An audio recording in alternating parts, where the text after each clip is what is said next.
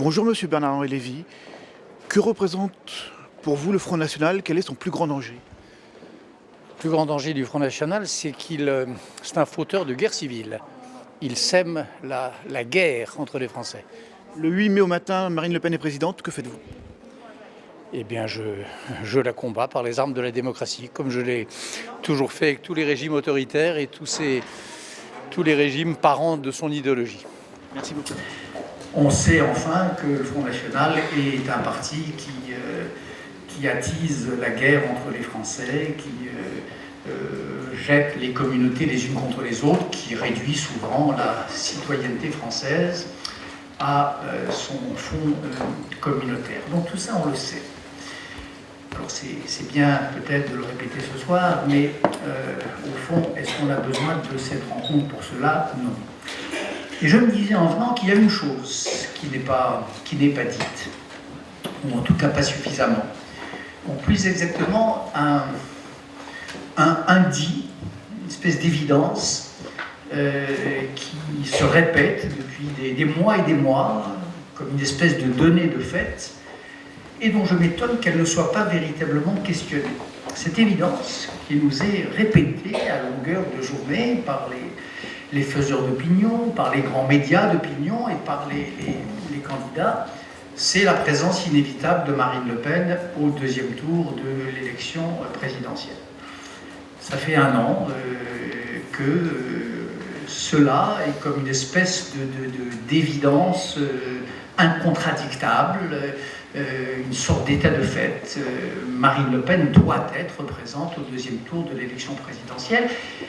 Et j'observais en venant que ce fait, Le Pen au deuxième tour, qui il y a 15 ans a provoqué un véritable tremblement de terre en France et dans nos consciences, est perçu aujourd'hui comme une espèce d'état de fait de la politique française, à une facticité de notre vie politique. Alors pourquoi? Parce que ces thèses se sont banalisées, probablement, parce que la paresse des esprits, sûrement, et peut-être aussi parce que chacun des autres personnages de ce théâtre politique y a probablement intérêt. Drôle de manège, depuis que cette campagne a commencé, au terme duquel il va comme sans dire au terme duquel reviendrait à la candidate du Front National le rôle de faiseuse de roi. Celle dont la présence assurée au deuxième tour est comme une espèce de manière de garder au chaud la place du futur vainqueur, une sorte d'assurance victoire. Et voyez dans quoi les candidats à la présidentielle, depuis plusieurs mois maintenant, se disputent l'honneur d'affronter Marine Le Pen au deuxième tour de la présidentielle. C'est ça, la bataille politique depuis des mois et des mois. On n'entend parler que de ça, sondage après sondage, débat après débat. Qui aura le privilège, qui aura l'honneur, qui aura la chance d'affronter Marine Le Pen au deuxième tour? Et ça me semble, cette évidence indiscutée me semble être l'un des symptômes les plus accablants de la période que nous vivons. Et je me disais que si au fond cette réunion avait un sens, c'était peut-être à mettre en péril, à faire vaciller, en tout cas en nous, cette espèce d'évidence. J'aimerais tant que les journalistes qui peut-être rendront compte de cette soirée organisée par Jacques Alain et l'école de la cause freudienne, j'aimerais tant qu'ils cessent de vivre dans cette hypothèse que je viens de dire. J'aimerais tant qu'il cesse de faire comme si le pic de la campagne devait être la préparation du grand débat entre M. X et Marine Le Pen.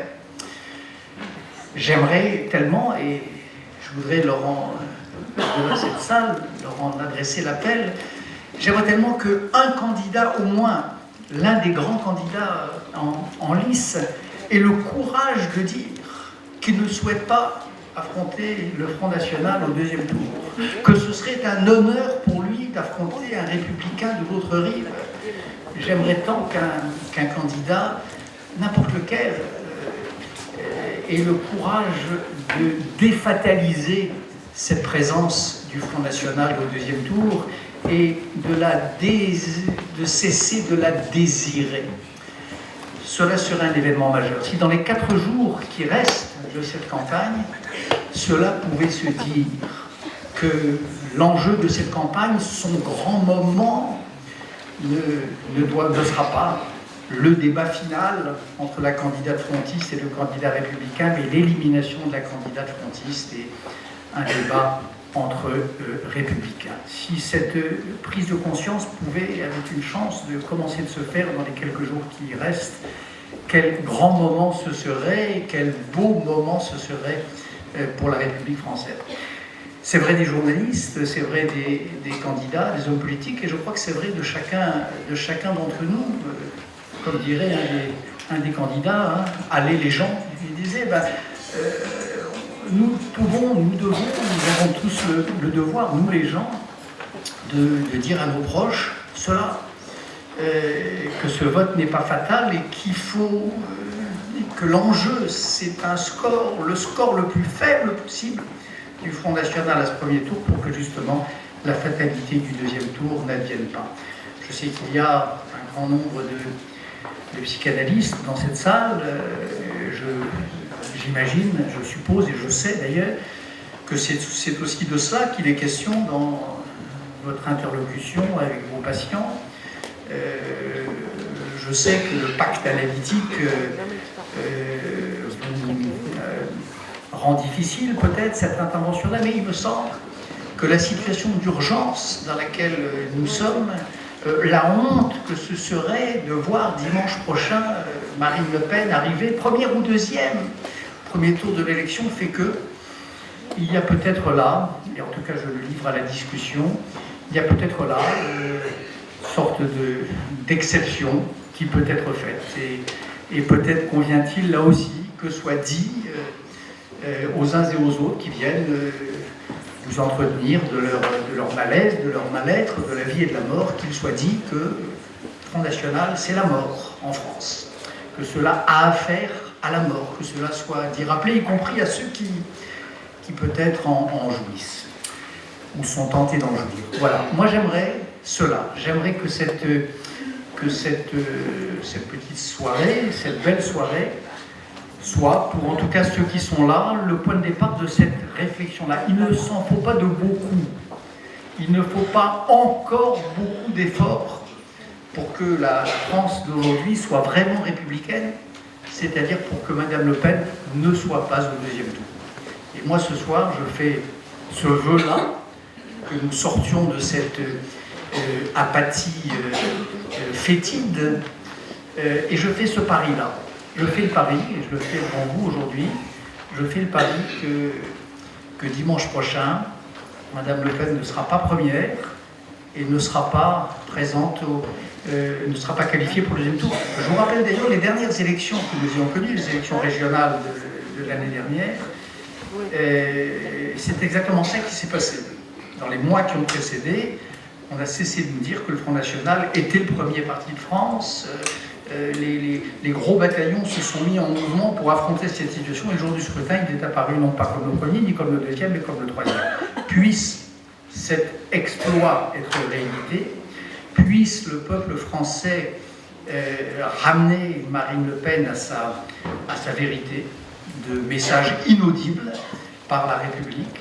Et si cela est, alors, cher Jacques Alain, vous aurez fait une belle œuvre ce soir et vous aurez une fois de plus contribué à ce que nous nous réveillons de ce cauchemar de l'histoire dont parlait un grand écrivain commenté par Jacques Lacan. Monsieur Miller, bonsoir. Quel danger principal représente pour vous le Front National ? Le danger principal, c'est celui que tout le monde imagine.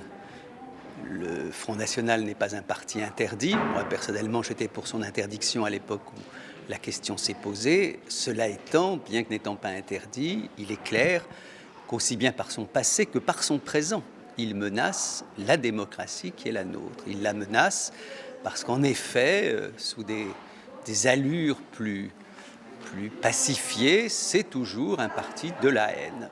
Et donc, pour que ce soir, autant de psychanalystes se mobilisent, ils ne sont pas les seuls à s'être mobilisés, évidemment, ni ce soir, ni tous les autres jours, c'est qu'il y a un vrai danger. Il faut comprendre que les dangers, ça existe, y compris sous les allures parfois un peu bonasses de Madame Le Pen, qui est aussi inquiétante que son père. Marine Le Pen est élue le 8 mai. Que faites-vous ? Je n'imagine pas qu'elle soit élue. Ça ne veut pas dire qu'elle ne peut pas l'être. Ça veut dire que je n'arrive pas un instant à imaginer la France sous sa botte. Et donc, je ne me sens pas capable de faire de la politique fiction, d'imaginer le jour d'après. Ça, c'est bien pour les scénaristes américains qui ont peut-être préparé d'ailleurs avec leur film catastrophe l'arrivée de Trump. Moi, je ne me sens pas doué pour imaginer le jour d'après. Jean-Luc Mélenchon fait une avancée inédite dans cette campagne. Il est actuellement très très haut dans les sondages. Est-ce qu'on pourrait reprocher à Benoît Hamon de ne pas s'être rallié à lui s'il ne le fait pas ? Et si par le fait, il empêche Jean-Luc Mélenchon de se retrouver au second tour et pourquoi pas d'arriver à l'Élysée ? Une des grandes sottises, pour ne pas dire plus, de cette élection, c'est cette histoire de vote utile. Il faut se rappeler qu'à un moment donné, le vote utile, c'était Benoît Hamon lui-même, supposé plus central, qu'à un autre moment, le vote utile, c'est Macron, supposé être capable en effet de rallier à lui et la gauche et la droite. Je crois qu'il faut bien se dire une chose simple, c'est que nous ne sommes pas du tout comme en 2002, au moment où Le Pen était au deuxième tour. Les socialistes ont par exemple eu 5 ans pour faire reculer le Front National. Et donc, il ne faut pas aujourd'hui refaire l'erreur qui serait de dire, puisque Marine Le Pen, comme son père il y a 15 ans, est à la porte du pouvoir, alors votons pour je ne sais quel candidat qui serait le plus malin. Je ne le dirai pas pour Jean-Luc Mélenchon. Moi, je vote personnellement pour Jean-Luc Mélenchon parce que je pense que c'est le meilleur candidat. Et je pense que lorsqu'il y a une élection, les électeurs doivent agir en fonction de leurs convictions et pas en fonction de tactique. Ce qui est amusant dans cette élection, c'est que les électeurs sont invités à faire comme on le reproche aux politiciens, c'est-à-dire à faire des magouilles. Réfléchir si je vais voter Juppé à la primaire de la droite alors que je suis de gauche pour battre Sarkozy, puis voter ensuite Macron alors que je suis plutôt pour Hamon ou pour Mélenchon au premier tour. Non, vous votez selon vos convictions. Et donc c'est vrai que je trouvais indigne de demander à Mélenchon de se retirer pour Hamon et que je ne pense pas juste de demander à Hamon de se retirer. Chaque candidat se présente et j'espère en effet que la majorité des Français votera Hamon. Mon lapsus, comment est-ce que je le comprends moi-même ? Il doit être révélateur de quelque chose. Il est révélateur du fait que je suis attristé par Hamon. Je trouve que c'est triste le coup que les socialistes lui font. Donc vous voyez, dans mon lapsus, je le sauve. Cela dit, je voterai pour Mélenchon parce que je pense que c'est le meilleur et pas par toutes sortes de calculs bizarroïdes. Alors vous venez de me dire il y a un instant que l'électeur doit voter par conviction. Vous trouvez que c'est le cas ? Nous rencontrons, nous, journalistes, depuis une semaine et demie, beaucoup d'électeurs du Front National qui ont jeté leur dévolu sur Jean-Luc Mélenchon, des hamonistes qui vont vers Mélenchon. On n'a plus l'impression qu'il y ait un électorat très ancré dans les convictions, comme ça pouvait être le cas il y a, 15 ans, 20 ans, 30 ans. Quelle est votre analyse sur cette situation ? Je ne sais pas si les gens qui votaient il y a 10, 15, 20, 30 ans étaient finalement plus décidés qu'ils ne le sont aujourd'hui. J'en suis pas sûr. Je pense qu'il y a toujours eu un très grand nombre de Français, ça m'a toujours frappé, même quand j'étais plus jeune, toujours un certain nombre de Français qui pouvaient à une élection voter pour l'un, à une élection voter pour l'autre. Donc ça a toujours existé. Ce qui est vrai, c'est qu'aujourd'hui, les gens semblent, pour une part, se décider en fonction de calculs, notamment parce qu'il y a les sondages, en fonction de supputations, en fonction, de tactique. C'est une élection, si vous voulez, présidentielle, c'est très simple. Au premier tour, vous votez selon vos convictions, vous choisissez, et au second tour, vous éliminez. Moi, je suis toujours pour appliquer ce principe. Alors, quand je le disais il y a un mois, on me disait « mais tu ne te rends pas compte, il y a la menace Le Pen, et jamais Mélenchon n'arrivera à être au premier tour. » Élu, peut-être pas au second tour, je n'en sais rien. En tout cas, vous voyez qu'aujourd'hui, Mélenchon peut être au premier tour et peut-être même élu au second tour. Donc c'est important de comprendre que les gens aujourd'hui sont peut-être pas plus décidés qu'ils ne l'étaient avant, mais qu'en tout cas, il faut surtout qu'ils ne se disent pas qu'ils votent en fonction de je ne sais quel calcul. Et ça ne me choque pas qu'il y ait des gens de droite, par exemple, qui puissent voter Mélenchon, comme je sais bien évidemment qu'il y a des gens de gauche qui ont changé. Pourquoi ne pas l'admettre ? On est en démocratie, on se pliera au vote. Pour l'instant, je pense que l'important, c'est de comprendre que le programme de Mélenchon est le meilleur. C'est ça aussi qui fait qu'il y a un certain nombre de gens qui n'étaient pas ses électeurs traditionnels. L'extrême gauche, n'imaginons pas qu'elle puisse aller au-delà de quelques pourcents. Il n'est pas effectivement d'extrême gauche. Aujourd'hui, on a l'impression que c'est un type radical, mais parce que les socialistes sont devenus de plus en plus droitiers. Il faut bien comprendre que ce qu'il raconte, pour une bonne part, on pourrait l'imaginer dans la bouche de Mitterrand en 81. C'était même peut-être plus radical ce que disait Mitterrand en 81. Donc le marché dans les années 80 ou 70. Alors, bien entendu, Georges Marchais. Donc, il faut comprendre que la France s'est malheureusement droitisée et qu'aujourd'hui apparaissent comme extrémistes à gauche des gens qui sont finalement des démocrates, je dirais, un petit peu convaincus simplement. Donc, qu'est-ce qui attire les gens, malgré cette droitisation dont vous me parliez il y a un instant ? Est-ce que c'est l'envie d'aller vers des partis dits extrêmes ? Est-ce que c'est une déconstruction du système politique classique via les partis qui n'ont plus tellement de probité face à l'électeur ? Pourquoi les gens sont plus attirés, en tout cas ce que disent les analystes politiques dont je ne fais pas partie, pourquoi les gens sont plus attirés par ces extrêmes ? C'est une porte de sortie, c'est un échappatoire à la politique traditionnelle ? Non mais écoutez, il faut quand même comprendre une chose simple. Les gens se disent que tout le monde se dit. Ça ne peut plus continuer comme ça. C'est quand on réfléchit simplement à l'Europe, qu'on voit le Brexit, qu'on voit ce qui se passe dans un certain nombre de supposées démocraties qui virent quand même à la dictature, quand on voit que de toute façon, l'Europe ne peut plus continuer comme ça.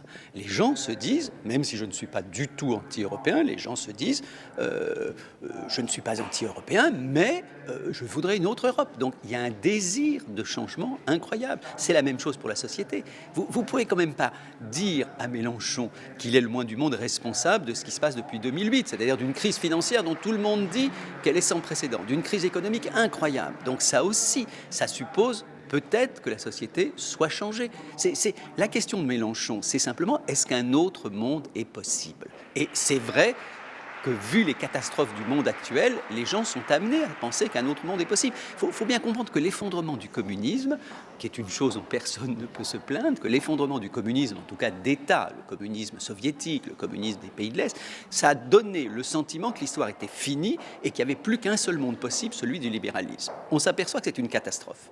Et donc, évidemment, que les gens se disent, cherchons, vous appelez ça une porte de sortie, j'en sais rien, cherchons une autre hypothèse. Et comme manifestement Mélenchon est celui qui y réfléchit le plus activement depuis un certain nombre d'années, son programme, que moi j'ai lu dans le petit détail, semble à beaucoup de gens comme à moi frapper au coin du bon sens. Vous êtes surpris, vous, par cette progression très rapide de Jean-Luc Mélenchon depuis 15 jours ? Vous vous y attendiez ? Écoutez, j'ai fait un documentaire sur Jean-Luc Mélenchon pour le service public il y a un certain nombre de mois. Je l'ai donc suivi pendant très longtemps. J'ai vu une montée continue de Mélenchon. Pas aussi spectaculaire, j'en conviens, que depuis quelques jours, mais j'ai vu une montée spectaculaire. Quand Hamon, Fillon ou Macron réunissent 10 000 personnes, 15 000 personnes, on dit quel triomphe. Mélenchon, partout où il passe, réunit des dizaines de milliers de personnes. Il faut quand même se demander pourquoi.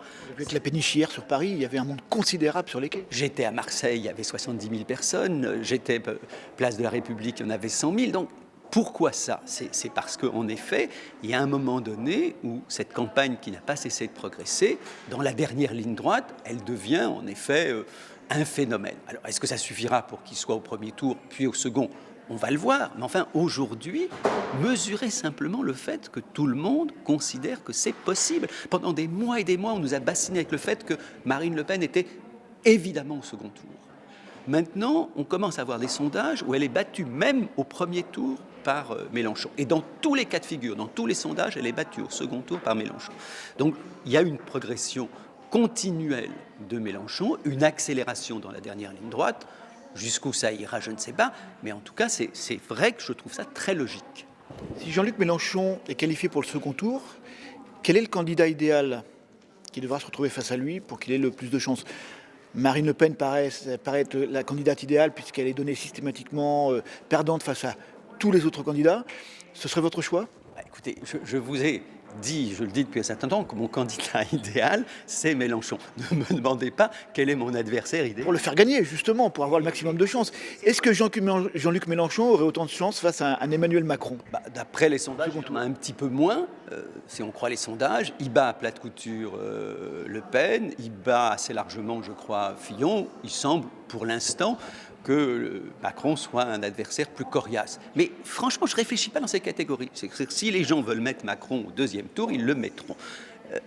On verra à ce moment-là si Mélenchon est capable de rassembler plus de Français. Je vous assure que c'est important, même si c'est amusant de réfléchir sur des cas de figure, des hypothèses, c'est important là d'accepter qu'il y ait des gens comme moi qui ne réfléchissent que par rapport au candidat qu'ils préfèrent. C'est pas pour ne pas répondre et pour tourner autour du pot. Le politique existe. Je voterai Macron s'il est au deuxième tour, je vais vous dire, contre Marine Le Pen. Moi, je voterai. Bon, je n'arrive pas à dire que je voterai Fillon si c'est Marine Le Pen. Bon, cela dit, je sais bien que le moment où je serai dans l'isoloir, je pourrais peut-être hésiter. Fillon me semble tellement réactionnaire et tellement proche des thèses du Front National que ça me ferait mal.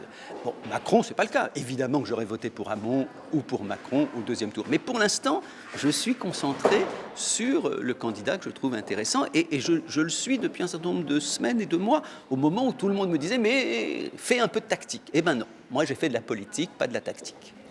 Une dernière question, une question qui va, je vais appeler vos compétences de psychanalyste. Aujourd'hui, des terroristes ont été interpellés à Marseille, comme beaucoup depuis plusieurs mois, parce que les services travaillent bien, travaillent énormément. Et beaucoup de confrères journalistes trouvent que de grands médias appuient beaucoup aujourd'hui sur ces arrestations, en parlant, pour reprendre certains titres, le retour du terrorisme dans la campagne. J'ai entendu certains de vos collègues qui disaient que la peur que peut-être on inscrit dans la tête des gens pourrait bouger l'électorat vers des candidats plus traditionnels, c'est-à-dire pas Mélenchon, pas Marine Le Pen. Est-ce que vous partagez cette analyse ? Est-ce que vous pensez que le fait de surparler, je dirais presque, de cette affaire de terrorisme est une volonté délibérée de certains médias de vouloir... je ne vais pas dire orienter le vote, mais d'essayer de faire moins peur au système que de voir une présence de Marine Le Pen ou Jean-Luc Mélenchon au second tour. Écoutez, moi je suis un grand naïf, donc je suis sur un certain nombre de questions pour l'unité nationale. Moi j'ai été effectivement touché lorsque, toutes tendances confondues, on a défilé après les crimes contre les journalistes de Charlie Hebdo ou l'hypercachère. Donc aujourd'hui je n'imagine pas, je suis naïf, je n'imagine pas que les candidats, en tout cas républicains, puissent exploiter ça. Et je n'imagine pas non plus que les journalistes ou d'autres puissent vouloir utiliser ces arrestations ou ces interpellations des présumés terroristes pour orienter le vote. Ce que je sais simplement, c'est que il y a quelques années, les crimes monstrueux du nommé Mera avaient en effet bouleversé la campagne. Mais elle l'avait bouleversée pas seulement parce qu'elle avait créé de la peur, elle l'avait bouleversée parce qu'à un moment donné, devant cette abomination, on n'arrivait plus à parler d'autre chose. Donc l'arrestation est importante comme phénomène. Les attentats auraient été terrifiants s'ils avaient été menés comme on nous le dit.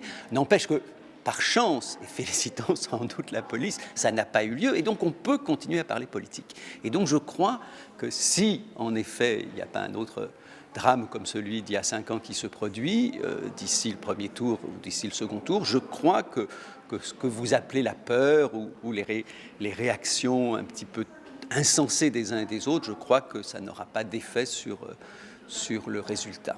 Pour l'instant, c'est une campagne que je trouve plutôt intéressante, plutôt bonne, même si elle a été polarisée par les affaires. On réussit quand même à entendre un petit peu le programme des uns et des autres. C'est la toute dernière question, pardon, que j'allais vous poser. Cette campagne a été marquée par les affaires, hein, tout le monde l'a marqué.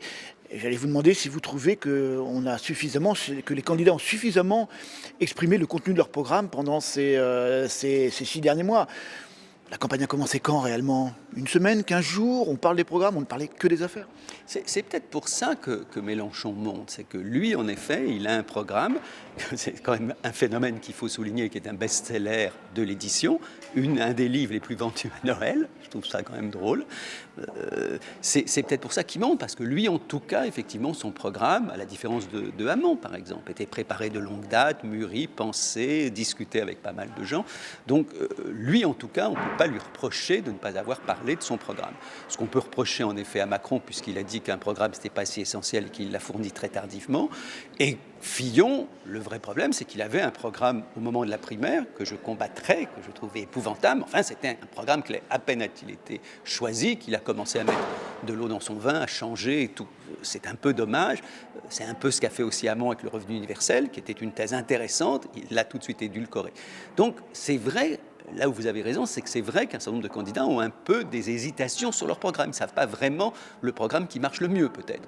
Je dois dire que ce n'est pas le cas de Mélenchon, qui, lui, a été plutôt cohérent depuis le début sur ce qu'il veut. Et c'est peut-être pour ça qu'il y a un petit phénomène quand même d'attrait. C'est que lui, au moins, son programme, tout le monde peut l'acheter en librairie, le lire et s'apercevoir qu'il est plutôt pas mal. Alors, on termine avec un pronostic pour dimanche prochain, un score. Écoutez, autorisez-vous. Quand on demande ça à un candidat, il dit que bien évidemment, il sera au premier tour et au second, y compris les tout petits candidats. Quand on demande à un petit électeur comme moi, parce que tous les électeurs, nous sommes des petits électeurs, on n'a qu'une voix, eh bien, je fais comme eux. Je dis que c'est le candidat pour lequel je vote, c'est-à-dire Mélenchon qui sera élu. Karine Foularest, bonsoir. Un peu de prospective. Marine Le Pen est élue le 8 mai prochain. Qu'est-ce qui change en France ? J'espère vraiment que Marine Le Pen ne sera pas élue, parce que même ceux qui ont voté pour elle, je pense, tomberont de leur chaise. Ils sont habitués à voir Marine Le Pen à la télévision, en période de séduction, en période électorale, qui en dit le moins possible.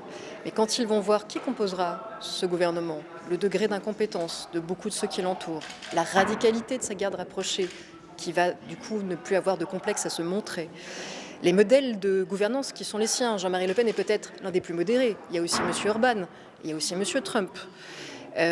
Quand ils verront à quoi mène ce mode de gouvernement dans le monde actuel, c'est-à-dire un mode autoritaire, avec une haine profonde de la liberté de la presse, des méthodes d'intimidation que nous avons subies à quelques-uns comme journalistes pour travailler sur le Front National, peut-être qu'ils réaliseront qu'ils ont élu quelqu'un qui est à l'opposé de l'esprit de Charlie Hebdo, à l'opposé de l'esprit de la laïcité, et même un peu à l'opposé de l'esprit démocratique.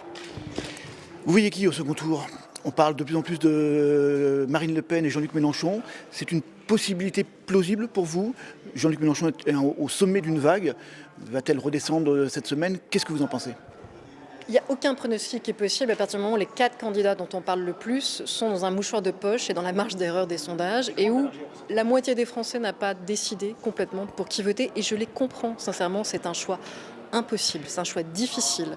Et pourtant, on est un certain nombre à se dire que l'abstention, c'est ce qui fait monter mécaniquement le score du Front National. Donc c'est une responsabilité énorme que de ne pas aller voter malgré cette offre compliquée qui est proposée. Donc tout est possible. Simplement, moi je pense beaucoup à l'image que donnera notre pays à l'étranger, parce qu'on a passé des années très dures au niveau économique, au niveau touristique, à cause des attaques terroristes. Si en plus la fiche électorale que nous montrons au monde entier confirme tous les préjugés que certains ont voulu avoir sur nous, à savoir que nous sommes définitivement terrorisés, apeurés, que nous avons cédé à la colère et à la haine, ça ne fera que à la fois réjouir ceux qui nous ont attaqués et frappés, et réjouir ceux qui nous caricaturent. Donc j'ai vraiment envie qu'on déjoue ce pronostic. Dominique Sopo, bonsoir. Quel est pour vous le plus grand danger que représente à vos yeux le Front National s'il arrive au pouvoir en France dans 3 semaines ? Le Front National est un parti qui est totalement opposé à l'égalité. Et d'ailleurs, Marine Le Pen le montre bien dans son programme, et qui, pour arriver à ses fins, n'hésitera pas à user de la violence par le biais des institutions, par le verbe, par les points s'il le faut, parce qu'on voit bien comment son électorat, ou une partie d'entre lui, est extrêmement chauffé par la perspective de prendre je ne sais quelle revanche sur l'histoire. Donc c'est la destruction finalement de ce qui fait le cadre commun en France, à savoir une république fondée sur la liberté, l'égalité et la fraternité. Si Marine Le Pen est élue présidente de la République, à partir du 8 mai, que ferez-vous ? Je pense que si Marine Le Pen est élue présidente de la République, nous serons dans une situation évidemment extrêmement complexe parce que de toute façon, lorsque l'extrême droite arrive au pouvoir, il n'y a jamais de grand lendemain de mobilisation. L'extrême droite qui arrive au pouvoir, c'est toujours, en tout cas transitoirement, l'effondrement du camp de la démocratie, du camp du vivre ensemble, du camp de la fraternité. Eh bien, il faudra résister avec les moyens qui seront à notre disposition, mais c'est une perspective tellement incroyable qui arrivera à notre pays qu'il est encore assez dur d'imaginer quelles seraient les pistes pour lutter efficacement contre cette ignominie. Si Marine Le Pen est présidente de la République, avoir la présidence seule, ça ne sert pas à grand-chose. Il faut avoir le Parlement derrière. Les législatives ont lieu un mois après. Vous croyez à une majorité pour le Front National si Marine Le Pen est élue présidente de la République, ou de facto nous commencerions par une cohabitation? Il faut quand même bien remarquer qu'il n'y a aucun cas dans la Ve République où un président nouvellement élu n'a pas eu une majorité pour gouverner. Il y a un réflexe légitimiste de personnes qui vont confirmer le vote des élections présidentielles, encore une fois, souvent un effondrement du camp de ceux qui sont en désaccord. Donc il y a à craindre de toute façon que Marine Le Pen ait une majorité, y compris par recomposition de la scène politique française, parce qu'on sait très bien que le pouvoir attire et qu'une partie de la classe politique traditionnelle pourrait être tentée par une aventure avec Marine Le Pen au nom du fonctionnement de l'État. Mais quand bien même Marine Le Pen n'aurait pas une majorité parlementaire, nous sommes dans la Ve République, avec une république, une constitution qui offre de très larges pouvoirs réglementaires au président de la République et qui, par ailleurs, je le rappelle, contient en son sein l'article 16 qui peut être déclenché à tout moment par le président de la République. Donc il y a fort à parier que si Marine Le Pen était présidente de la République, elle aurait au moins un pouvoir de nuisance absolument spectaculaire et sinon une capacité à gouverner pour mettre en œuvre son programme, comme le font à chaque fois qu'ils le peuvent les personnes d'extrême droite dont on a tort de penser qu'une fois en situation, ils modéreraient leur velléité. Alors nous n'y sommes pas encore, nous sommes à 5 jours ou 4 jours du premier tour de la présidentielle. Que pensez-vous de la très forte et inédite progression de Jean-Luc Mélenchon ? Écoutez, il y a, je pense, à gauche, l'effondrement du candidat socialiste qui peut expliquer en partie le fait que Jean-Luc Mélenchon apparaît comme un vote utile pour une partie de la gauche. Le fait aussi que Jean-Luc Mélenchon, ce qui est d'ailleurs une première depuis très longtemps, arrive sans doute à capter un vote de colère qui, depuis de nombreuses années, ne se concentrait que sur le front national. Donc voilà, il me semble qu'il y a plusieurs phénomènes qui expliquent cette montée, même si il ne me semble pas qu'elle puisse aller au-delà de ce qu'elle est aujourd'hui au regard du positionnement politique de Jean-Luc Mélenchon. Vous ne le voyez pas au second tour à ce jour, Jean-Luc Mélenchon ? Écoutez, toutes les hypothèses sont ouvertes puisqu'on voit bien que les 4 principaux candidats aujourd'hui à l'élection présidentielle se tiendraient, si l'on en croit les sondages, dans un mouchoir de poche. Grosse marge d'erreur cette année, grosse marge d'erreur. Avec une grosse marge d'erreur, enfin la marge d'erreur des sondages de toute façon... Oui, disons que cette année, pour la première fois, on a des électorats qui sont très baladeurs entre les différents candidats et une abstention qu'on n'arrive pas bien à évaluer. Donc évidemment qu'il y aura sans doute des surprises le soir du premier tour. Donc les 4 principaux candidats peuvent tous prétendre ou rêver être présents au second tour, mais de toute façon, nous serons fixés le 23 avril et en tout cas d'ici là, il me semble que la mobilisation est importante pour que surtout Marine Le Pen ne figure pas au second tour de l'élection présidentielle, parce que même si on pense qu'elle ne va pas être élue, le fait qu'elle soit présente au second tour et qu'elle fasse non pas comme en 2002 un score qui est équivalent à celui du premier tour pour Jean-Marie Le Pen, mais un score de 35, 40, 45%, serait évidemment une situation dans laquelle on aurait finalement basculé dans un autre pays. Ce basculement ne serait-il pas annulé s'il y avait un deuxième tour Jean-Luc Mélenchon-Marine Le Pen et que Jean-Luc Mélenchon gagnait largement ? À partir du moment où pour vous elle est au second tour, c'est un échec de notre fonctionnement démocratique ? À partir du moment où l'extrême droite est au second tour, et vous prenez l'hypothèse d'un second tour entre Jean-Luc Mélenchon et Marine Le Pen, ça veut donc dire qu'il y aurait un candidat qui représenterait la gauche et une candidate qui pourrait dire finalement c'est moi qui représente la droite. Et donc ça peut avoir des conséquences durables sur le plan institutionnel, de refondation, de nouvelles frontières qui se mettraient en place et qui permettraient d'installer le Front National comme un parti d'alternance. Donc ça c'est un danger sur le long terme, mais à court terme, on sait très bien que s'il y a dans le pays 40% d'un électorat qui vote pour l'extrême droite, ça a des conséquences en termes de libération de la violence de la parole raciste, en termes d'agression physique potentiellement, en termes éventuellement de glissade, de glissement des autres partis vers les thématiques du Front National, comme c'est d'ailleurs le cas depuis de très nombreuses années maintenant quand on regarde les débats sur l'immigration par exemple. Donc bien évidemment que cela aurait des conséquences concrètes quand bien même elle échouerait à entrer à l'Élysée. Une question sur Benoît Hamon. Benoît Hamon est crédité par les sondages aujourd'hui d'un score de 6, 7, 8%. Ce n'est pas Benoît Hamon qui tient la clé de cette élection. S'il se retirait 3 jours avant le premier tour pour appeler à voter Jean-Luc Mélenchon, ça changerait sans doute le cours de l'histoire. Ça garantirait sans doute Jean-Luc Mélenchon d'être au second tour, non ? Vous ne croyez pas ? Écoutez, quelles seraient les conséquences d'un retrait de Benoît Hamon ? On ne le sait pas très bien.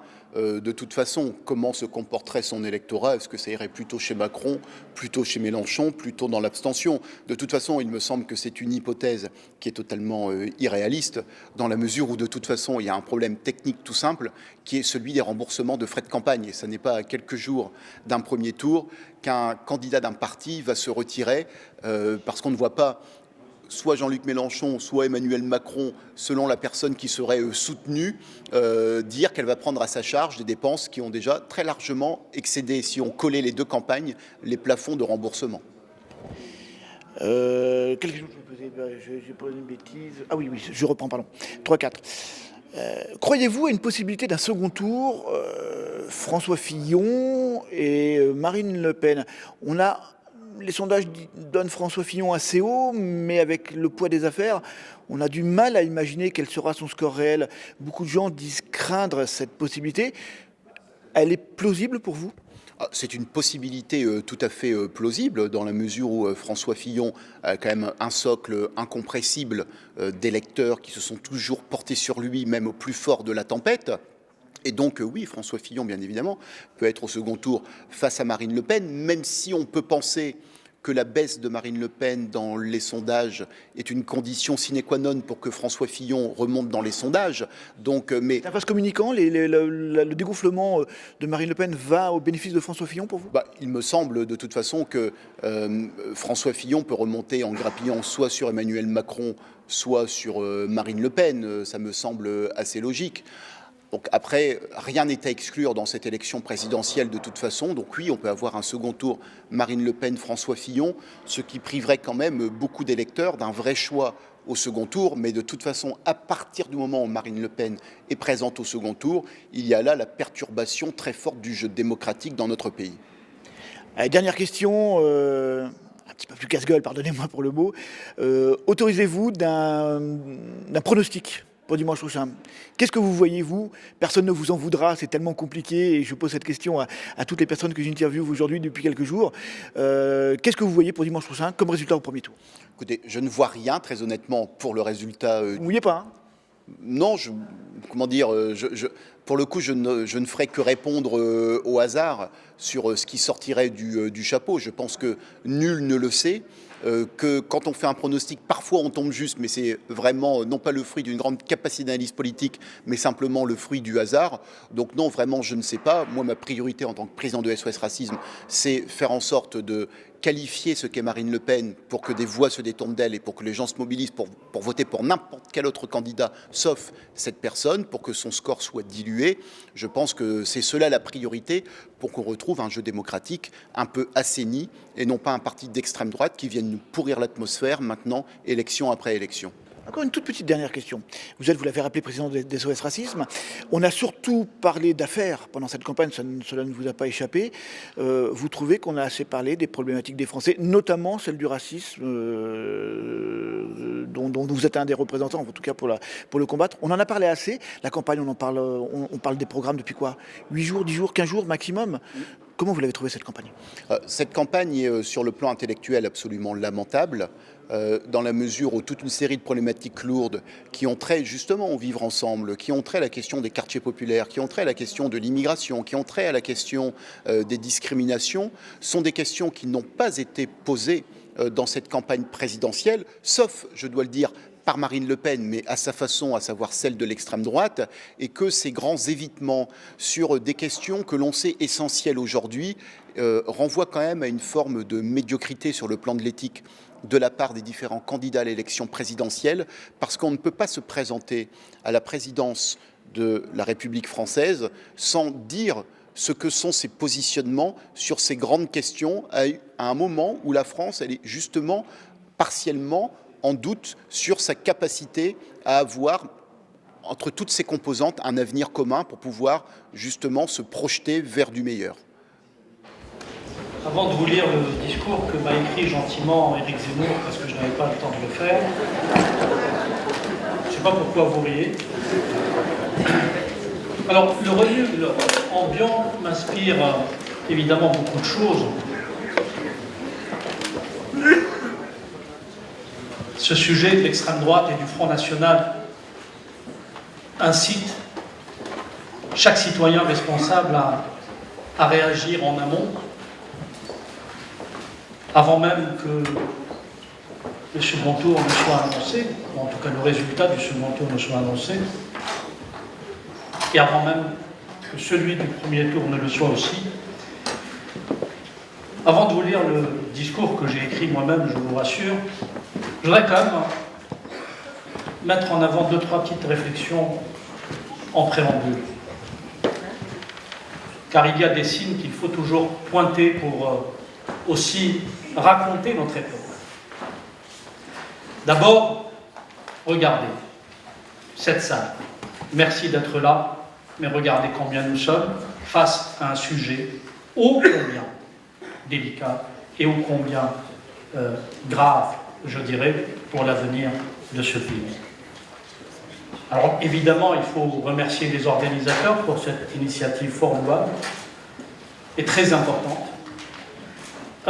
Il faut aussi voir l'intérêt médiatique qu'il y a pour ce genre de rencontres. Et il y a aussi l'enthousiasme débordant des gens dans la rue, dehors, qui s'inquiètent comme nous et qui sont en train de faire la queue pour essayer de rentrer devant des cars de CRS qui, évidemment, leur disent qu'ils ne peuvent pas nous rejoindre, malheureusement, parce que nous sommes trop nombreux. Alors, avant de parler du Front National, quand même, je voudrais qu'on parle de nous-mêmes, de ce que nous sommes censés incarner et représenter. Car j'observe aussi que plusieurs responsables politiques nous ont fait défaut. Et il faut le signaler. Peut-être que ne sont-ils pas suffisamment interpellés par la situation. Ou parce que savaient-ils déjà qu'il n'y aurait pas suffisamment de médias et qu'en l'occurrence, l'engagement aujourd'hui n'a de sens que s'il y a une présence médiatique pour le raconter. Il faut aussi observer ces facilités langagières qui parfois rendent service non pas à ceux qu'on prétend attaquer. Lorsque, par exemple, n'importe quel candidat avec lequel nous serions en désaccord est systématiquement aujourd'hui mis sur un pied d'égalité avec Marine Le Pen, refusant ainsi de la singulariser et de singulariser ce qu'elle représente. Donc c'est une autre observation que je tiens quand même à souligner. Parce que Marine Le Pen n'est pas n'importe quel candidat. Et je vais essayer de développer les raisons d'une telle affirmation. Et par ailleurs, il faut aussi se poser la question de manière très lucide. Si le Front National aujourd'hui en France est aussi haut à la fois dans les sondages, mais à travers les résultats qu'il obtient ou qu'il a obtenus dans les élections intermédiaires? Est-ce que c'est par la force de son programme, du discours de ses responsables, ou en raison de la faiblesse de ceux qui sont censés être ses contradicteurs politiques? Je pense qu'on ne peut pas faire l'économie, c'est pas aujourd'hui qu'on le fera, mais dans une autre séquence, d'avoir un débat serein et d'avoir ce devoir d'inventaire, en définitive, sur nos propres défaillances. Parce que, et je vais vous le lire, mon discours, j'ai voulu l'écrire, non pas uniquement comme quelque chose de rationnel, reposant sur des arguments tout aussi rationnels. J'ai voulu aussi, en raison de mon parcours, y mettre cette part de subjectivité qui nous anime tous, et heureusement, parce que nous ne sommes pas les uns et les autres des systèmes figés. J'ai voulu aussi mettre cette part de passion, parce que, certes, c'est un appel à la raison, mais c'est aussi un cri du cœur, d'une certaine manière. Donc, disons d'abord les choses clairement. Si nous sommes là aujourd'hui, c'est parce que nous avons aussi, partis politiques, société civile et médias, une lourde responsabilité dans la montée et la banalisation du Front National. Collectivement, nous avons accepté que les idées du Front National traversent les frontières de ce parti et intègrent formations politiques de droite comme de gauche, à travers des discours parfois inacceptables, qui sont devenus acceptables quand c'était d'autres formations qui les tenaient.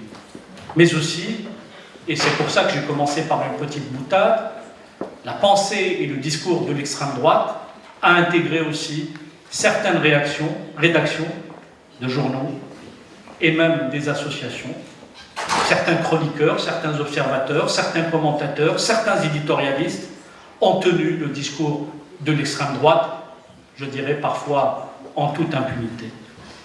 Donc, par notre incapacité aussi, collectivement, à nous emparer de thématiques essentielles, la lutte contre l'islam politique, la défense de la laïcité et des classes populaires, la lutte contre les communautarismes et les ghettos ethno-religieux, nous avons abandonné certains sujets essentiels à ces adeptes de l'escroquerie intellectuelle au sein et autour du Front National.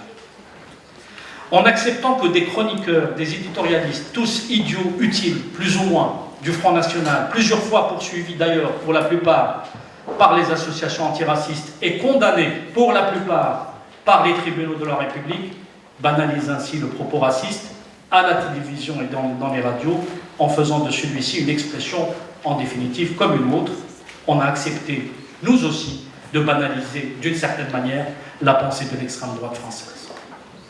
Toutes les théories, les unes plus fumeuses que les autres, les unes plus farfelues que les autres, de Rabia racontant une France soumise au monde arabe, au grand remplacement, expliquant que par le ventre de leurs femmes, les musulmans, les noirs et les arabes, pour reprendre l'expression consacrée, finiront par coloniser ce pays en passant y compris par les écrits de romanciers, aussi talentueux soient-ils, qui vous ont expliqué que dans la France d'aujourd'hui, imaginons-le, si une élection opposerait un supposé musulman forcément essentialisé à Marine Le Pen, les électeurs français, dans leur grande générosité, choisiront incontestablement le musulman.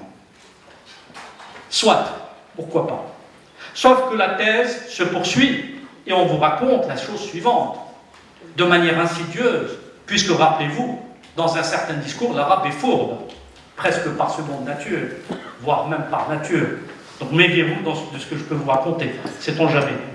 Et puisque l'arabe est fourbe dans une certaine littérature, il s'en retournera forcément vers sa communauté d'origine, et notamment vers les islamistes pour instaurer la charia en France. Cette thèse est devenue une thèse qu'on entend dans les meetings électoraux aujourd'hui du Front National, et pas seulement du Front National. Bref, par l'incapacité de la droite à nous sortir du discours identitaire ethnocentré, le plus souvent autour du catholicisme qui clive la société, et par l'incapacité d'une grande partie de la gauche socialiste à s'emparer des thématiques qui devraient pourtant constituer son identité politique, on se retrouve aujourd'hui dans cette situation angoissante, anxiogène, crispante et crispée, où toute la société, les élites comprises, sont au bord de la crise de nerfs. Cette introduction pour dire que j'espère vraiment qu'au lendemain de la présidentielle, nous aurons ce débat dont j'ai parlé. Dans cette élection présidentielle, il y a donc 11 acteurs. 10 sont candidats. Ils veulent soit faire entendre leur voix, soit diriger vraiment la République. Il y a une candidate qui veut ériger la haine en mode de gouvernance. Cela fait près de 20 ans que je suis engagé dans le débat public français.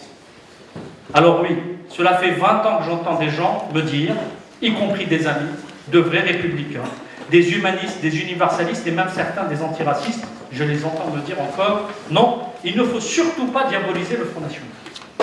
Cela fait 20 ans que je suis engagé dans cette société civile et je répète inlassablement, au contraire, nous devons les diaboliser, les extrémistes, car ne pas les diaboliser, ce serait les banaliser, ne pas marginaliser l'extrême droite, c'est la normaliser dans le débat public, et normaliser Marine Le Pen, c'est en faire un acteur politique comme un autre.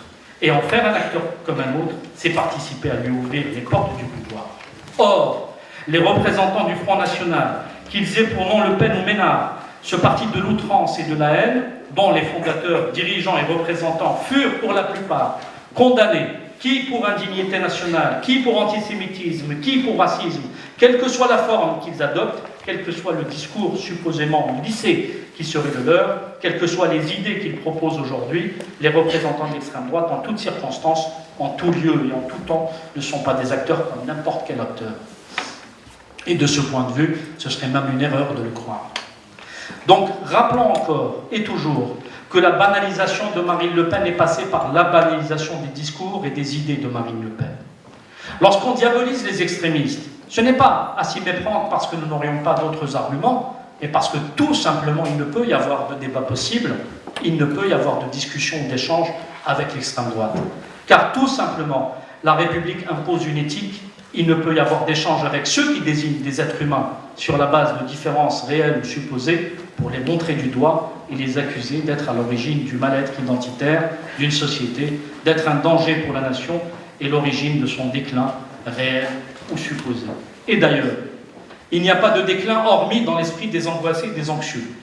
Il n'y a que des cycles historiques, certains florissants portés par l'optimisme des républicains et des humanistes, et d'autres cycles enclins à se laisser emporter par les dépressifs, nostalgiques d'une France qui s'est déjà trahie. Des arguments, nous en avons, et il ne faut pas avoir honte de les brandir devant eux. D'abord, en remontant l'histoire, faut-il, oui ou non, diaboliser un parti fondé par d'anciens SS, d'anciens tueurs de la division Charlemagne et des anciens terroristes de l'OAS? Faut-il, oui ou non, diaboliser un parti fondé par ceux-là même qui voulaient assassiner le général de Gaulle et qui osent, toute honte but, se réclamer aujourd'hui du représentant de la France libre? Faut-il, oui ou non, diaboliser un parti né dans la continuité idéologique d'un Charles Maurras ou d'un Maurice Barrès? Et d'ailleurs, faut-il diaboliser un parti qui nous dit qu'il aurait changé, dont un élu pourtant, maire de Cogolin, il y a 3 ans encore, voulait baptiser un parking au nom de ce fameux Maurice Barrès? Faut-il ensuite, oui ou non, diaboliser un parti politique qui continue à ce jour d'utiliser une sémantique plus que douteuse en qualifiant par exemple ses membres de soldats politiques? Les férus de livres d'histoire savent que ce vocabulaire, cette expression de soldat politique, a été employée par les nazis pour désigner les membres de la troupe de la Waffen-SS. Faut-il diaboliser, oui ou non, un parti politique dont la cheftaine s'en va festoyer et danser la valse à Vienne? Quel beau symbole, avec les représentants de l'extrême droite européenne et les néo-nazis autrichiens.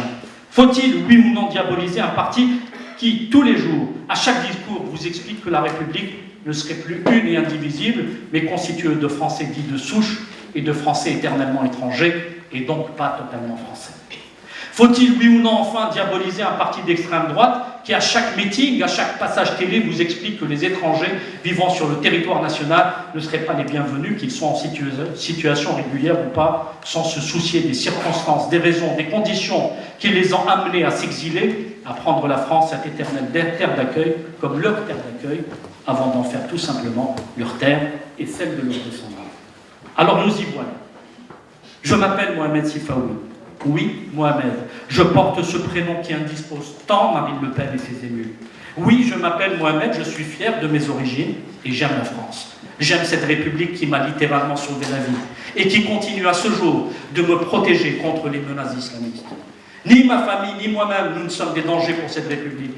Cette République qui m'a tant donné, à laquelle je ne cesse de rendre, comme des millions de personnes ayant le même parcours que le mien. Oui, je viens d'ailleurs et je suis fier aujourd'hui d'être ici parmi vous. Et pas seulement, je suis fier aujourd'hui d'être d'ici. J'aime la France, mais pas la France du repli et de la haine. J'aime cette République qui m'a accueilli comme elle a accueilli avant moi des millions de persécutés, pourchassés par les fascistes, qui, par les guerres, la famine ou la misère.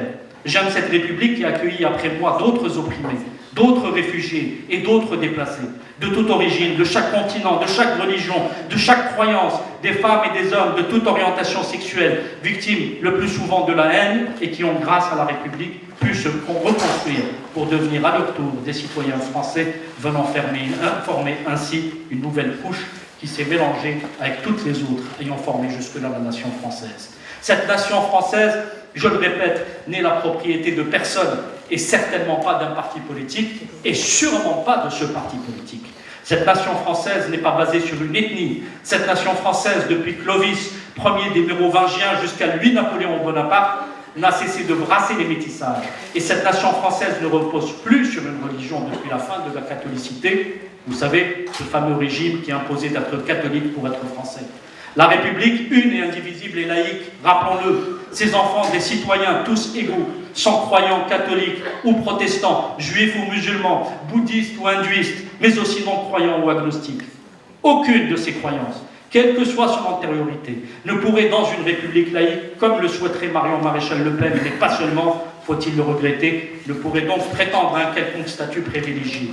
Les Français catholiques ne sont pas plus français que les Français juifs, et les Français juifs ne sont pas plus français que les Français musulmans, car dans la République et au sein du creuset républicain que beaucoup veulent mettre aujourd'hui à mal, il n'y a ni catholiques, ni protestants, ni juifs, ni musulmans. Il y a d'abord et avant tout des citoyens français. La France n'est pas seulement un territoire, ce n'est pas uniquement une administration, ce n'est pas seulement un État. La France est surtout une idée, même plus, je dirais, un idéal. Des Juifs de Russie persécutés par les tsars et les lois de 1881, d'autres Juifs de Pologne ou d'Allemagne fuyant plus tard le nazisme, d'autres Juifs encore rescapés des camps, d'autres Juifs enfin quittant les pays du Maghreb au lendemain des indépendances, sans oublier les Harkis, ces musulmans d'Algérie qui avaient fait le choix de la France, mais aussi les républicains espagnols fuyant le franquisme et des Arméniens rescapés du génocide, des Italiens, des Portugais, des Polonais, des Roumains, des Bulgares venus chercher subsistance ou traversant le rideau de fer en quête de liberté.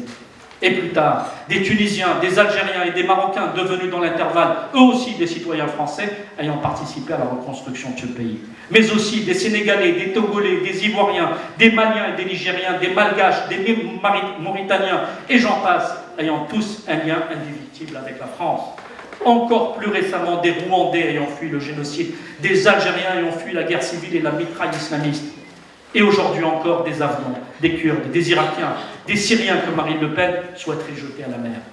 Que Marine Le Pen préfère livrer aux tueurs de Daesh, d'ailleurs, qu'elle prétend en dire, que d'accueillir ou même une partie de ses enfants et de ses femmes et de ses hommes. Et aujourd'hui, pour donner un semblant d'argument, elle tente d'instrumentaliser le danger que représente le terrorisme islamiste. Mais à l'entendre, j'ai souvent l'impression qu'elle parle de hordes de terroristes islamistes se déversant sur l'Europe, et parmi lesquels se seraient infiltrés quelques vrais réfugiés. Il faut dire à Marine Le Pen, peut-être qu'elle ignore, que la réalité est tout autre. Oui, le danger terroriste est réel, et la République et les républicains de toute origine ne l'ont pas attendu pour faire face à cette menace. Mais il faut lui dire, afin qu'elle arrête cette manie, qu'elle a de rajouter à l'indécence, de l'indécence à l'outrance, que l'on craint que quelques terroristes n'infiltrent, comme cela s'est déjà produit, les réfugiés qui fuient Daesh et la guerre, et non pas l'inverse. En l'occurrence, lorsque des terroristes sont quelque part, cachés dans un quartier ou dans une forêt, on ne brûle pas tout le quartier ni toute la forêt. Lorsqu'il y a deux terroristes dans un train ou dans un bateau, on ne fait pas dérailler tout le train et on ne coule pas le bateau au risque de sanctionner les autres passagers. Parce que c'est aussi cela l'humanisme et c'est aussi cela la République. Mais encore, où sont ces étrangers dont parle Marine Le Pen et ses enclaves? Excusez-moi, je suis un peu long, mais je tiens à le dire. Où sont-ils, finalement? Dans les prisons, seulement, vous dira-t-elle, ainsi que certains de ces idiots utiles, Il y a certes dans les prisons françaises quelques étrangers, il y a surtout des citoyens français. La règle, c'est 10 minutes. Je termine. On a beaucoup de choses à dire, même s'il y a beaucoup de... Je termine. Vous permettez, je termine. Il y a 70 000 personnes en détention. Il n'y a pas 30 millions de Français d'origine étrangère dans les prisons, ni 4 millions de musulmans.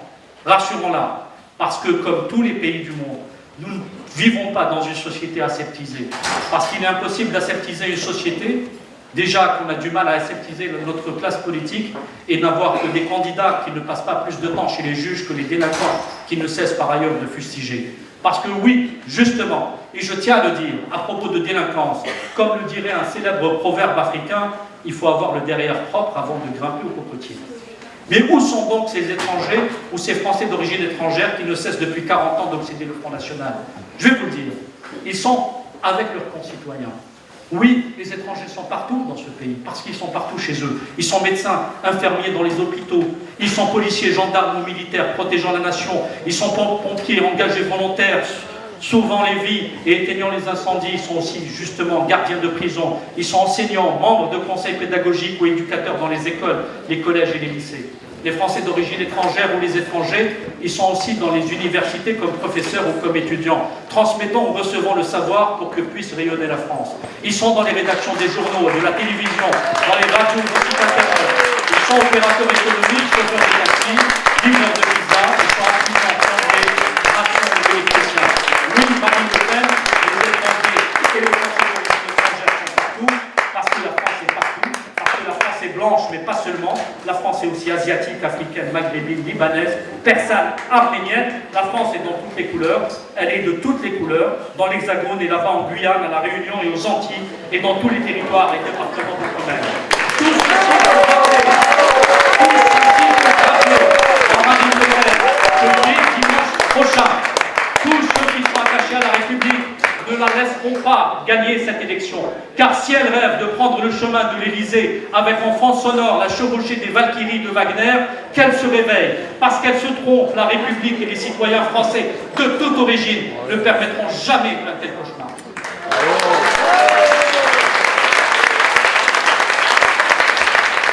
Quelle serait la France de Marine Le Pen? Une France dans laquelle il faudrait rester pour résister, tout simplement. Une France qu'il ne faut surtout pas fuir, comme j'entends parfois. Il faut assumer les choix démocratiques, même si ce sont des votes qui sont terribles pour la démocratie. La démocratie a toujours eu en son sein sa propre dissolution possible. Et l'aberration, si vous voulez, de la démocratie, c'est qu'elle est capable de mettre au pouvoir des gens qui ne sont pas démocrates. Et des gens qui, peut-être, une fois au pouvoir, ne rendront pas ce pouvoir. Ce serait le chaos, ce serait le cauchemar, ce serait la catastrophe, mais il faut rester, si jamais Marine Le Pen est élue, ce que je ne souhaite pas et ce que je ne crois pas. Justement, vous croyez à quoi? Il y a quelques semaines, lors d'une précédente interview, vous me confiez que vous voyez à l'Élysée Emmanuel Macron depuis un bon moment. Vous êtes toujours sur cette perspective? Oui, pour moi, ça ne fait aucun doute. Depuis 1 an et demi, je pense que les étoiles sont toutes alignées, ou les planètes, pour qu'Emmanuel Macron soit président de la République. Ce qui serait un peu l'équivalent de ce qu'on avait eu en 1974 avec Giscard, mais côté gauche cette fois, non plus côté droit. Que pensez-vous de la vague sur laquelle se retrouve Jean-Luc Mélenchon en ce moment? Assez inédite, assez imprévue, malgré tout. Il a pris beaucoup de points dans les sondages. Il peut créer la surprise pour le second tour, selon vous? Oui, enfin, il peut créer... Être présent au second tour, donc. Il peut créer la mauvaise surprise. Il y aurait donc une mauvaise surprise et une mauvaise surprise bis. Je ne compare pas les deux, hein, attention. Il y aurait un cauchemar et une mauvaise surprise. Je pense que, si vous voulez, on se retrouve dans une sorte de configuration qu'avait la 4ème République, quand du côté vous aviez les communistes et puis un mouvement qui était venu de nulle part, qui était le mouvement du général de Gaulle, et qui était considéré à l'époque comme un ovni. Mais j'espère que cet ovni, ce sera Emmanuel Macron et non pas Marine Le Pen. C'est encore ouvert, le spectre est large, beaucoup plus large qu'on le pense, et les Français aiment bien de temps en temps se faire croire à eux-mêmes qu'ils vont voter telle ou telle chose, et au dernier moment, la réalité reprend ses droits, et sans doute la raison, et je pense que les épouvantails vont rentrer au vestiaire et qu'on va avoir au pouvoir des vrais démocrates. En une semaine, les tendances ne peuvent pas évoluer, selon vous. Marine Le Pen, qui perd du terrain, hein, c'est constaté factuellement, sera bien présente au second tour face à Emmanuel Macron, ce qui se dit globalement depuis plusieurs mois. Oui, j'espère que Emmanuel Macron ne fera qu'une bouchée de Marine Le Pen lors du débat présidentiel, s'il y a débat. Je suis assez rassuré finalement par les débats que j'ai vus à la télévision. Macron ne se laisse absolument pas impressionner par Marine Le Pen et je trouve que Marine Le Pen fait une campagne très mauvaise. Très très mauvaise. Donc vous avez un parti qui est très fort, qui fait une mauvaise campagne, et en face vous avez Mélenchon, qui est un parti idéologiquement faible et qui mène une campagne absolument prodigieuse. Donc le seul qui soit démocrate, qui fasse une campagne remarquable, c'est Macron. Donc moi je me cramponne, si vous voulez, à l'espoir Emmanuel Macron, qui pour le coup sera le sauveur de la République s'il a Marine Le Pen en face de lui. Benoît Hamon doit-il se retirer pour permettre et rallier Jean-Luc Mélenchon pour permettre à un candidat de gauche d'être présent au second tour? Si ces idées ne coïncident pas avec celles de Jean-Luc Mélenchon, non. D'ailleurs, on voit que les rôles sont inversés. Georges Marchais, 1980, c'est Hamon 2017, et Mitterrand, c'est Mélenchon. Ça s'est complètement inversé. Je crois qu'on paye très cher cette machine à se tirer une balle dans le pied qu'on appelle la primaire.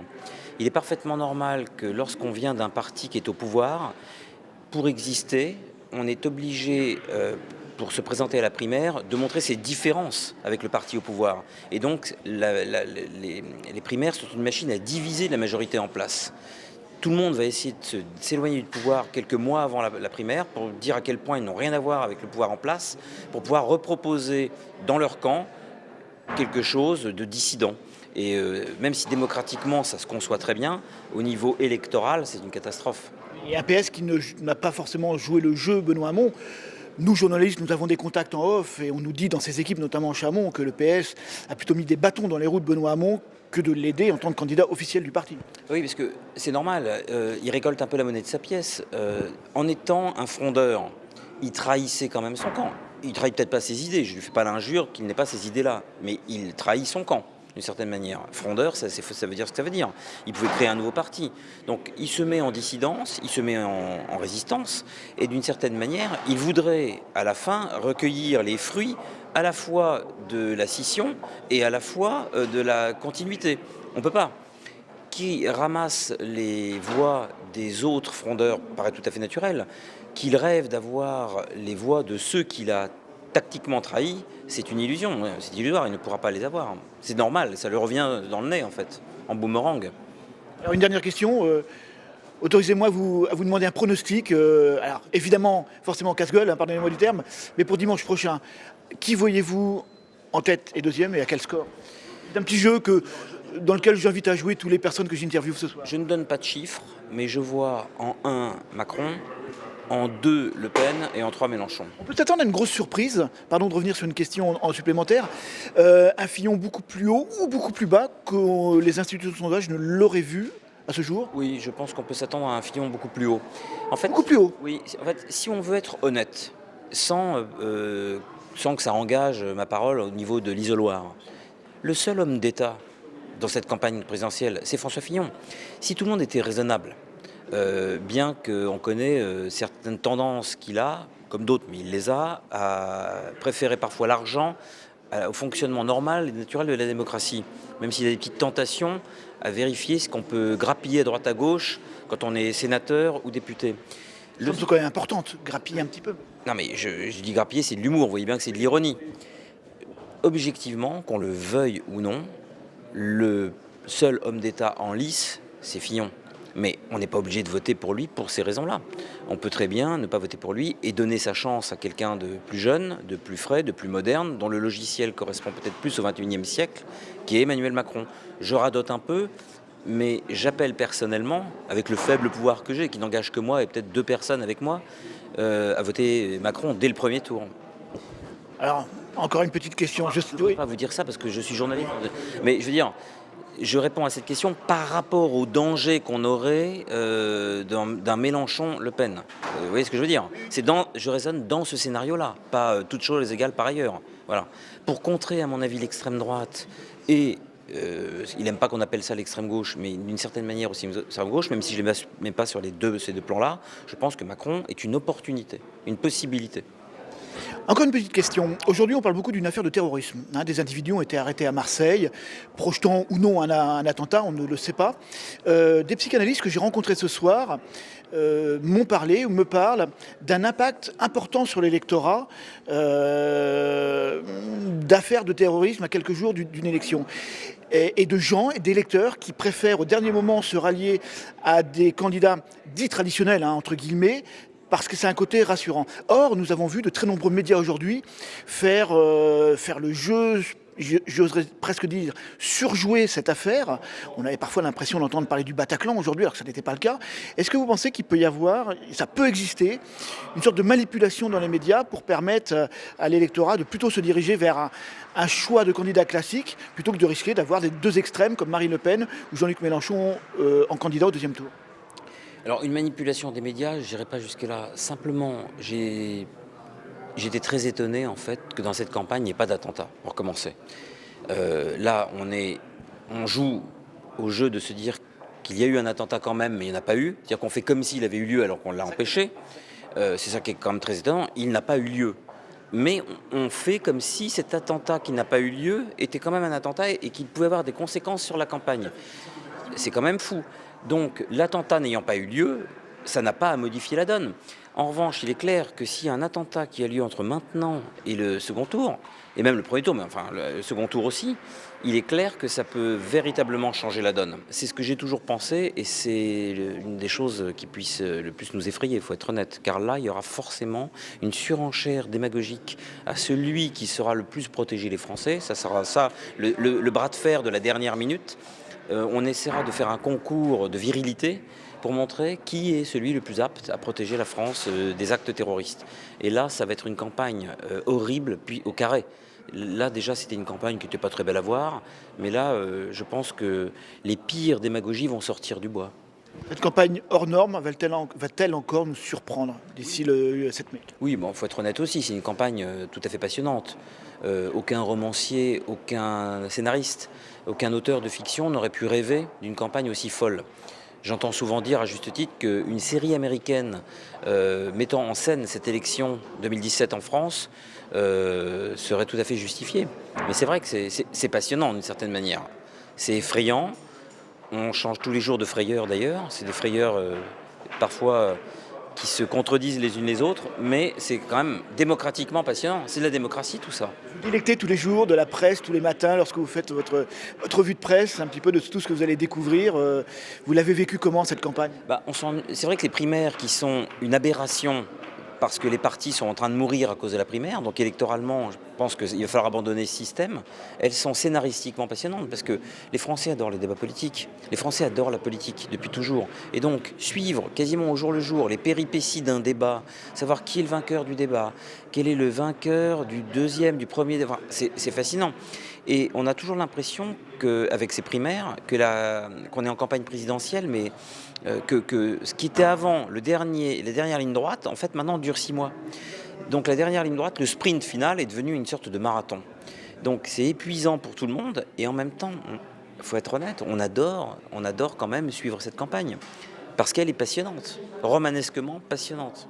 Une série américaine, comme vous le disiez, on a malgré tout, si on prend sur la globalité, on a peu parlé des programmes. Très peu, et d'ailleurs, mais c'est plus surprenant que ça, c'est que parfois quand on parle des programmes avec les intéressés, eux-mêmes, ils tombent un peu des nues, ils ne connaissent pas très bien tous leur programme exactement. Je prends Benoît Hamon sur le revenu universel d'existence, il a fructifié 150 000 fois. Le revenu universel d'existence, il y a 4 mois, n'est plus du tout celui d'aujourd'hui. Aujourd'hui, c'est une sorte de RSA pseudo-aménagé. C'est plus vraiment universel, enfin, c'est devenu une usine à gaz. C'est un exemple, mais il y a plein d'exemples comme ça. Sur la sécurité, ils sont assez flous. Sur l'école, ils ne savent pas tellement. Et puis, ce qui est génial en campagne, c'est qu'on invente des milliards qui sortent d'un chapeau comme une manne qui vient du ciel. Et donc, on s'invente des milliards quand on est en campagne. Et 120 milliards par-ci, 80 milliards par-là. Donc, dans la réalité, on est incapable de trouver quelques dizaines de milliards. Mais en campagne, on en trouve des centaines à foison, en fait. Georges-Marc Benamou, bonsoir. Marine Le Pen est élue présidente de la République le 7 mai prochain. Qu'est-ce qui change en France? beaucoup de choses. On ne va pas passer dans le chaos et la nuit, pour reprendre pour la formule de Jacques Lang inversée. Mais la France connaîtra des troubles, la France connaîtra des divisions, la France verra peut-être s'appliquer le programme de Marine Le Pen ou pas, parce qu'on risque d'avoir des problèmes à la fois d'institution. Est-ce qu'elle aura une majorité? Est-ce qu'elle pourra faire ce qu'elle veut? Quant à l'Europe, on aura des problèmes des troubles d'ordre public. Et là, la fracture de la France, elle sera violente. Vous pensez que l'électorat suivra Marine Le Pen aux législatives et lui permettra d'avoir une majorité parlementaire? Ou est-ce que nous nous entrerions en cohabitation immédiate après son élection? Écoutez, je peux me tromper, je pense qu'elle ne gagnera pas, en tout cas l'élection présidentielle, en tout cas cette année, mais que Marine Le Pen au second tour, avec un score très élevé, avec beaucoup de parlementaires, pèsera sur la vie politique et influera. Tout le sens de la soirée de ce soir, c'est de montrer qu'il y a Marine Le Pen, mais qu'il y a aussi une sorte de contagion des idées simplistes, que ce soit dans la droite de François Fillon, ou que ce soit parfois à l'extrême gauche, où certains revendiquent un populisme de gauche qui soit le contraire et en même temps le symétrique un peu dangereux de ce populisme d'extrême droite. Où se trouve Jean-Luc Mélenchon sur cet échiquier pour vous? Il se trouve dans la tentation populiste. Je refuse de faire une équivalence entre Marine Le Pen, populiste d'extrême droite, et Jean-Luc Mélenchon, populiste de gauche, mais je dis à mes amis tentés par Jean-Luc Mélenchon que la tentation populiste, le mimétisme, vouloir faire du populisme comme l'extrême droite, avec les méthodes de la gauche, la casaque de la gauche, on a vu dans les années 30 ce que ça donnait. Certains s'y sont tentés, en particulier les opposants à Léon Blum, et il s'appelait Marcel Déat. Pour les communistes, il s'appelait Jacques Doriot. Et tout ça, cette fascination mimétique du populisme d'extrême droite, de la part d'une certaine gauche, peut finir très mal. Jean-Luc Mélenchon est au sommet des sondages actuellement. Il peut créer la surprise dimanche prochain en étant au second tour. Écoutez, moi je suis pas visionnaire, on verra. On dit c'est paraît-il dans un mouchoir. C'est possible.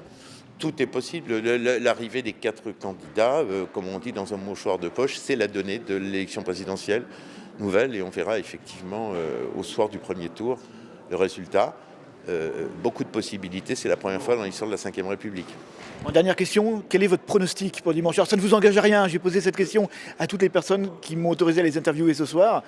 Autorisez-vous un pronostic pour dimanche soir? Non, c'est pas mon pronostic, c'est mon souhait, c'est que pour la santé républicaine, que Marine Le Pen et autres populistes ne soient pas au second tour. C'est un rêve et un souhait. Et en dehors de votre souhait, vous voyez qui comme président de la République dans 15 jours, 3 semaines? Déjà, sortons les populistes. En train de faire un doigt, en fait, parce qu'il venait de voir dans le Parisien, le journal, une photo de Marion Maréchal Le Pen. Et des amis à lui qui jouent aux échecs avec lui disaient « Ah, vivement qu'elle soit au pouvoir, elle sera à Matignon, ou à moins que ce soit Philippot. » Et il disait très cordialement à leur ami turc « Eh oui, Samy, si elle est au pouvoir, tu vas rentrer chez toi, sans billet retour. » C'était dit avec une espèce de normalité, de sympathie. Et j'ai compris quand même ce jour-là, il y a une semaine, je suis loin à la détente, je n'ai compris ça qu'il y a une semaine, mais mieux vaut tard que jamais, que d'une certaine manière, la crainte que nous essayons d'analyser ce soir, les miasmes que nous essayons de sculpter à la loupe, sont en fait tellement rentrés dans les mœurs, dans les sangs, dans les veines, que les intéressés eux-mêmes, ceux qui haïssent et ceux qui sont haïs, se côtoient, en tout cas dans l'échantillon que j'ai vu ce jour-là, font de l'humour comme si tout cela était parfaitement normal et accepté, et ils en restent toujours amis puisqu'ils continuent à faire une partie, sachant très bien que parmi les joueurs, il y en a ceux qui votent pour le Front National et ceux qui vont en faire les frais. Mais la partie continuait. C'était très intéressant. Alors, on dit parfois qu'il reste beaucoup de racistes au Front National. La formulation est trompeuse. Il ne s'agit pas que de reste. Il y en a aussi beaucoup qui sont venus après Marine Le Pen, pour Marine Le Pen et par Marine Le Pen. Beaucoup de racistes ont été recrutés par Marine Le Pen.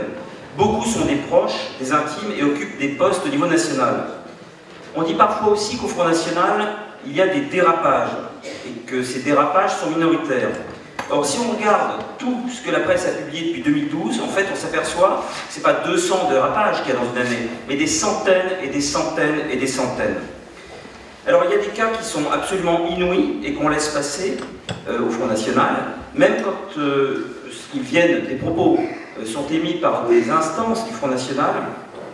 Et je vais vous donner des exemples. Par exemple, vous avez une femme qui s'appelle Nathalie Pigeot, dont un des anciens lieutenants qui a démissionné depuis du Front National dit qu'il a vu chez elle de la vaisselle siglée SS ainsi qu'un cadre avec le portrait d'Hitler. On avait parlé de cela dans la revue La Règle du jeu. Cette femme avait évoqué des groupes qui appellent à la mort le lieutenant qui a déserté. Parlons de cette femme avec des groupes qui appellent à la mort de l'élite juive sioniste et franc-maçonne anti-France, et appelait aussi à dénoncer la gueule des sionistes importants et des collabos comme BHL, Attali, Valls, Hollande, Copé, Cohn-Bendit, Sarkozy, Mélenchon. On dit beaucoup qu'il n'y a plus d'antisémitisme au FN ou à la tête du parti. On confond deux choses en fait. On confond les pétainistes, qui sont effectivement très peu nombreux, même s'il en reste quelques-uns, c'est un effet générationnel, et les antisémites qui sont tout aussi nombreux qu'avant, y compris auprès de Marine Le Pen. On peut très bien être antisémite sans être pétainiste, bien sûr, mais on peut être aussi très très antisémite et être très proche de Marine Le Pen. On parle beaucoup des propos anti-juifs, anti-arabes et anti-noirs au Front National, et à raison. On oublie les propos homophobes, très nombreux également, et les propos anti-femmes. Ce n'est pas parce que Marine Le Pen est à la tête du parti que celui-ci tient aux droits des femmes. Et je vais vous donner un exemple. Un exemple d'un certain Dominique Martin. Pour lutter à la fois contre le chômage, l'insécurité, les inégalités hommes-femmes ou même les problèmes d'éducation, le député Dominique Martin propose aux femmes la liberté de rester chez elles. Une proposition qu'il a lancée en pleine commission de l'emploi et des affaires sociales au Parlement européen. Je le cite, ça m'arrache un peu la gueule, mais je le cite, parce que les exemples sont très importants à côté de la théorie. Ça aurait l'avantage, donc les femmes au foyer, ça aurait l'avantage de libérer des emplois, ça aurait l'avantage de donner une meilleure éducation à nos enfants, ça aurait l'avantage de sécuriser nos rues, parce qu'ils ne traîneraient pas dans nos rues et ne seraient pas soumis à la drogue. Et pour conclure, je voudrais rappeler que les femmes viennent de Vénus et que les hommes viennent de Mars. Souvent, le parti, le Front National, promet de sanctionner des gens et ne le fait pas. Alors il y a plein d'exemples, j'en ai pris 2-3. Vincent Gérard, candidat FN à la mairie de Limoges, le 4 avril 2012, un patron de bar est agressé par 3 militants frontistes. Vincent Gérard fait partie des suspects, Marine Le Pen promet de le démettre de ses fonctions. Si la justice le condamne, il a été condamné, évidemment, il n'a jamais été démis de ses fonctions, il est toujours secrétaire départemental du FN. Stéphane Poncet, candidat FN à Villeurbanne, lui-même, après avoir publié des caricatures tellement infâmes que je ne veux même pas les décrire ici, s'est présenté aux législatives. Nicolas Rennes est pour sa part lui resté cadre du Front National Jeunesse après des posts eugénistes sur Facebook. Et parfois le FN laisse faire complètement. Je suis très proche d'un jeune homme qui avait créé une sorte de journal qui s'appelait L'Entente. Il a lu des dizaines de milliers de posts d'adhérents Front National, parfois certains avec des hauts grades. Et c'est vrai qu'on voit des choses assez extraordinaires, notamment un type qui a fait l'apologie du collaborationnisme et qui s'appelle Samuel Potier, et qui est toujours conseiller régional et chef d'entreprise, 43 ans. Il écrit ceci, c'est bien les exemples. Je suis là pour vous donner quelques exemples de ce que j'ai pu recueillir sur Internet, et j'en aurai bientôt terminé. Les Juifs de France sont chez eux partout, et les antisémites ne sont chez eux nulle part. Alors pour éviter toute méprise sur son avis sur la question, il a adjoint au message le hashtag « Je suis partout », en référence au tristement célèbre hebdomadaire que vous connaissez tous, qui était un hebdomadaire collaborationniste et antisémite, et qui a connu de grandes heures pendant l'occupation. En janvier 2015, sous même Samuel Potier, le jour des attentats qui ont visé Charlie Hebdo, avait commenté en termes islamophobes l'exécution d'un policier par les terroristes boulevard Charles Lenoir. Il avait écrit « La lâcheté des musulmans n'a pas de limite. Tirer sur un homme à terre leur importe peu. » Rebelote le 12 janvier 2015. Pourquoi ne protéger que les écoles juives? Il s'agirait donc d'un problème communautaire. Et 2 semaines plus tard, il a publié une image montrant les massacres de prêtres par des hommes portant le bonnet phrygien, une référence à la guerre civile qui a suivi la Révolution. Et il a accompagné le dessin de cette mention. Quelle différence entre la République française et Daesh? Viennent s'ajouter d'autres contenus comparant les musulmans à des cochons, à des assassins, ou encore les femmes voilées à des volatiles de basse-cour. Alors, je terminerai en disant que ce ne sont pas les ouvriers les plus pauvres qui votent FN, ce sont les ouvriers qui sont juste un peu moins défavorisés. Ce ne sont pas ceux qui vivent dans des localités où les inégalités explosent qui votent le plus le FN, ce sont plutôt ceux qui vivent à proximité de ces localités-là. C'est donc la peur du déclassement, plus que le déclassement lui-même, qui mène au vote Front National. De même, ce ne sont pas ceux qui vivent dans une ville pleine de migrants qui votent Front National. Ce sont ceux qui vivent dans un endroit où il n'y a pas d'immigrés, ou juste un ou deux. mais qui en croisent lorsqu'ils prennent le RER ou le TER. C'est la peur de l'immigré, plus que sa présence effective, qui mène au vote Front National. Il en va de même pour Trump, et à peu près partout ailleurs en Europe aujourd'hui. C'est la crainte d'un déclassement social, culturel, économique, statutaire, qui pousse à voter pour les droites extrêmes. C'est un sentiment d'inquiétude, d'absurdité, d'abandon, d'effondrement inéluctable à venir, et de manque de repères. C'est ma dernière chose, je dirai pas de conclusion, parce que tout ça a été un peu dans le désordre, et je voulais absolument pas faire un exposé théorique, mais vous donner simplement des exemples, mais c'est très intéressant. Ces gens qui briguent le pouvoir ont évidemment leurs idées sur l'éducation nationale. Il y a donc un collectif qui a été créé, qui s'appelle le collectif Racine, et un des membres du collectif a publié un livre qui s'appelle « On achète bien les Français ». Alors, je vais vous citer certains de ses propos. Il rêve en fait d'un pouvoir de nature militaire, en suspendant toutes les aides sociales aux familles de délinquants, en leur imposant pendant 1 an des travaux d'intérêt général, en les rééduquant dans de vrais centres fermés à la discipline militaire, et pas dans un château pour la fée Clochette, en désengorgeant une justice bien trop lente au profit du maire à un bout et de l'armée à l'autre bout de la chaîne de sanctions, en mettant enfin hors d'état de nuire les rappeurs comme Abdul X qui incitent à tirer sur les keufs. Ainsi, la délinquance urbaine fondrait comme neige au soleil. Celui-ci affiche aussi dans ce livre sa crainte du métissage, dans des propos que je vais citer maintenant. Le multiethnicisme, c'est la guerre. L'immigration de peuplement a créé au cœur du pays un problème ethnique qui le détruira. Les métis se construisent souvent dans la radicalisation. Le métissage tel qu'il est promu, il ne faut pas se tromper, c'est la négation du blanc. Michel Sibel, un des fondateurs de ce comité Racine, a expliqué lors d'une conférence de présentation du collectif qu'il faut redresser les corps avachis et l'école se redressera. Valérie Lopis, qui se dit intéressée par l'insoral, glisse qu'on sauvera le niveau en freinant leur nombre, le nombre des enfants d'origine étrangère bien sûr, qui tend à devenir majoritaire dans les classes. Jean-François Sauvage, lui aussi fondateur du mouvement, distille sur tous les réseaux sociaux des blagues sur le régime nazi. Mais pas seulement, il déclare aussi que la mort d'un sociologue, c'est un drame, la mort de tous les sociologues, c'est le début de la solution. Alain Avelot, qui fait partie de ce comité, qui en est même le créateur, rappelle aussi la une de minutes sur Madame Taubira, qu'il trouve finalement flatteuse, avant de parler du mur des lamentables, pour évoquer le mur des lamentations. Ce Alain Avelot parle évidemment obsessionnellement de la nation, car la République, pour lui, est simplement la forme politique moderne de la France, admissible parce qu'elle s'est perpétuée de Clovis à De Gaulle, et que, en fait, Charles Maurras a fait sa grandeur. Maurras, qu'il cite à longueur de page.